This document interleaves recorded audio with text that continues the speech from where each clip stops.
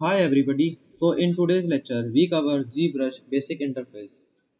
Because when you first start ZBrush you have to know where everything is. So let's start.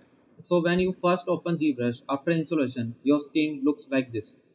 This is the place where you get official ZBrush news about updates and workshops. So we just close this for now. So the next thing came is Lightbox, which acts as a live file explorer inside the ZBrush. This is the place where you can find all your projects, tools, brushes, texture and stuff like that. It also holds your quick shortcuts to recent files. It can be 1 row, 2 row or 3 row. You can hide or unhide by clicking this. Or we can press comma key. Right now you see I am hiding and unhiding by comma key. So what we have is canvas, also known as document in ZBrush. This is the place where we sculpt, model, texture and render them.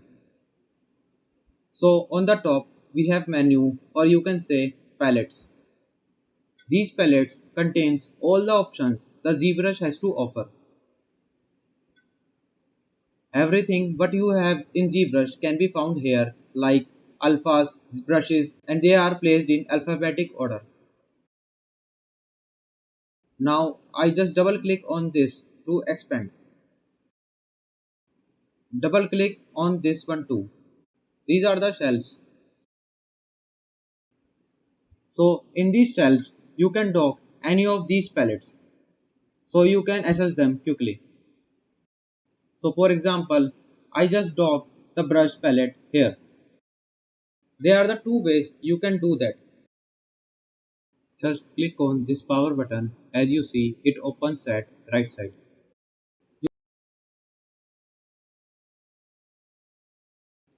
Or other way is click on power button and drag it where you want to put it like that. You can also scroll them by left clicking on the edge of shelves and scroll through them.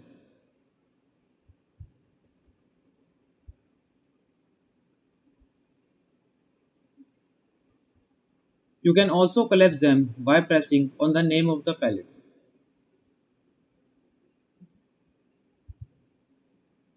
So this is the use of the shelves in ZBrush. They are great place where you dock certain items for quick access. These are the options to select brushes type just like Photoshop. These are the brush settings and these are the tools for camera controls. You can also go in expert mode by pressing tab button like this. So you get huge canvas to work on.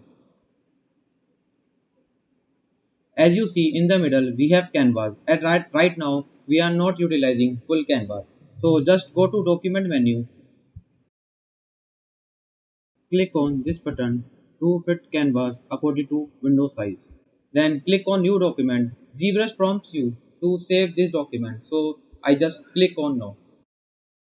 Now we have maximized the canvas according to screen size. Now I just go to window and click on this button to remove the gradient as it distracts. It looks complicated at first time, but we will go one by one in next videos. You can also customize the ZBrush interface and use Mind Workspace provided in description. But make sure for time being use this default interface to get better understanding of ZBrush environment. Don't do this right now. I just telling you how to use my interface after knowing ZBrush little bit. So just go to preferences and go to config and press on enable customize. Now we have activated customizing option so you can put things here and there by holding Ctrl and Alt and dragging them by left mouse button like this. So you can rearrange the stuffs.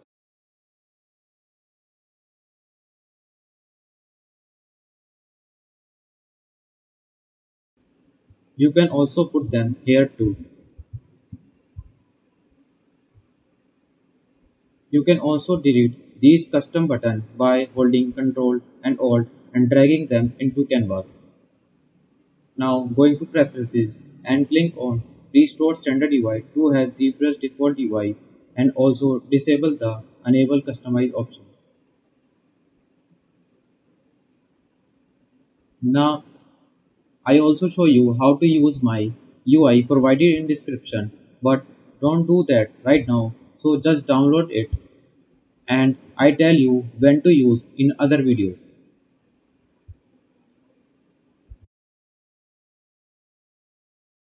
So just go to preferences,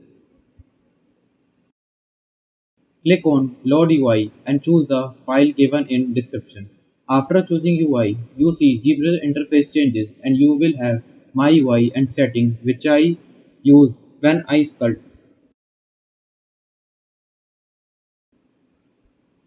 But don't do this now and work in ZBrush default UI.